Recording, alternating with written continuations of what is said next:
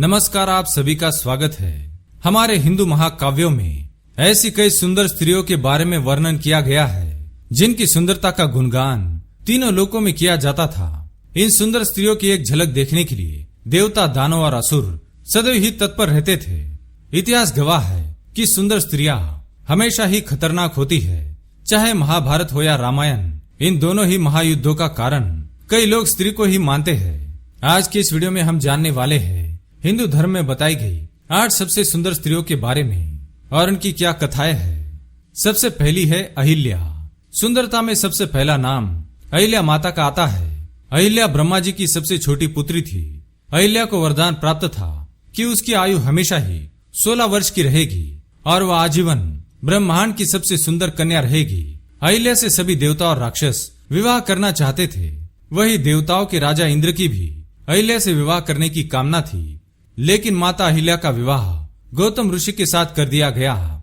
लेकिन एक दिन गौतम ऋषि अपनी कुटिया में नहीं थे, तब देवराज इंद्र ने गौतम ऋषि का रूप धारण करके देवी अहिल्या के सतीत्व को नष्ट कर दिया था। जब यह बात गौतम ऋषि को पता चली, तब गौतम ऋषि ने अहिल्या और इंद्रदेव को श्राप दिया और श्राप से अहिल्या देवी पाषाण बन गई।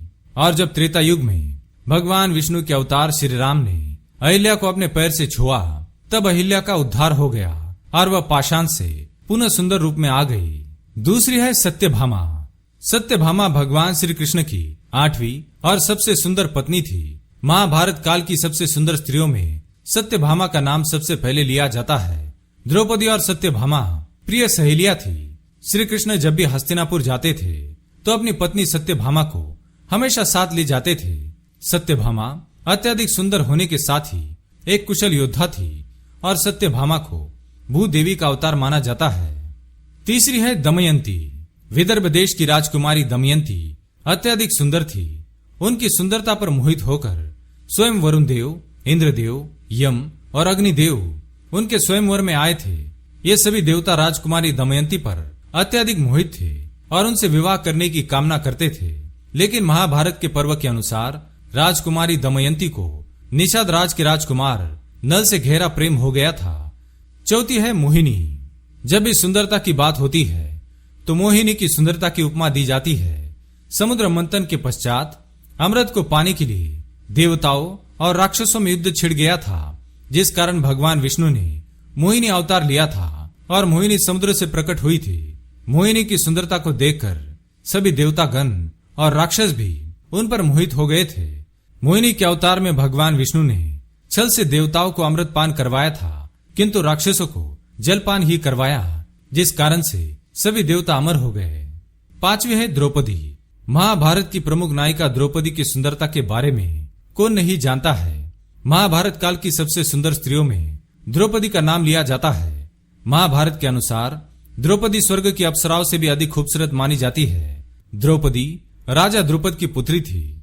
द्रौपदी की खूबसूरती के कारण उसके विवाह हेतु अत्यंत कठिन स्वयंवर का आयोजन किया गया था, जिसमें कौरवों के साथ पांडव भी शामिल थे और उस स्वयंवर को अर्जुन ने ही जीता था, जिस कारण अर्जुन से द्रौपदी का विवाह हुआ।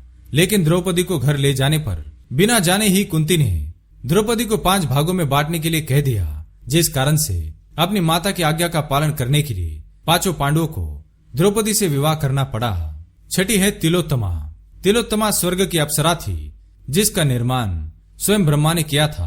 पुराणों के अनुसार ब्रह्मा जी ने संपूर्ण ब्रह्मांड की सुंदरता को इकट्ठा करके तिलोत्तमा को उत्पन्न किया था। तिलोत्तमा की उत्पत्ति 2 असुरों के नाश के लिए की गई थी। इन दोनों असुरों को यह वरदान था कि उनकी मृत्यु एक दूसरे के हाथ से ही होगी, कोई अन्य उन्हें नहीं मार पाएगा। लेकिन जब पृथ्वीलोक पर तिलोत्तमा प्रकट हुई तो दोनों भाई उस अप्सरा को पाने के लिए एक दूसरे से युद्ध करने लगे और युद्ध में दोनों ही एक दूसरे से लड़कर मर गए। 7वीं है माता सीता। माता सीता मां लक्ष्मी का अवतार मानी जाती है। माता सीता की सुंदरता अद्वितीय थी। संपूर्ण ब्रह्मांड में कोई भी अप्सरा, देवी, गंधर्व माता सीता के समान सुंदर नहीं थी। वाल्मीकि रामायण के अनुसार मां सीता कमल पुष्प के समान सुंदर और सोने के वर्ण से बनी हुई कन्या थी। सीता की सुंदरता पर मोहित होकर संपूर्ण भारतवर्ष के राजा सीता से विवाह करना चाहते थे, परंतु श्री राम ने स्वयंवर जीतकर सीता से विवाह किया। 8वीं है उर्वशी।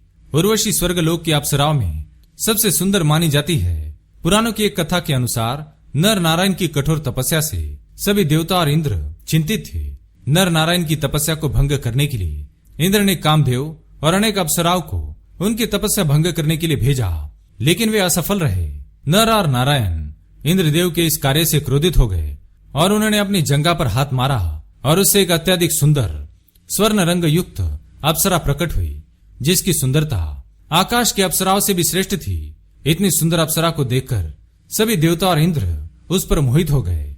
इंद्रदेव ने अपने इस कार्य के लिए नर और नारायण से क्षमा याचना की, जिसके पश्चात नर नारायण ने अप्सरा उर्वशी को इंद्रदेव के साथ स्वर्गलोक में जाने की आज्ञा दी। तो दोस्तों, इस प्रकार से हिंदू धर्म के पुराणों में 8 सबसे अधिक सुंदर स्त्रियों का वर्णन किया गया है। उम्मीद है यह जानकारी आपको अच्छी लगी होगी।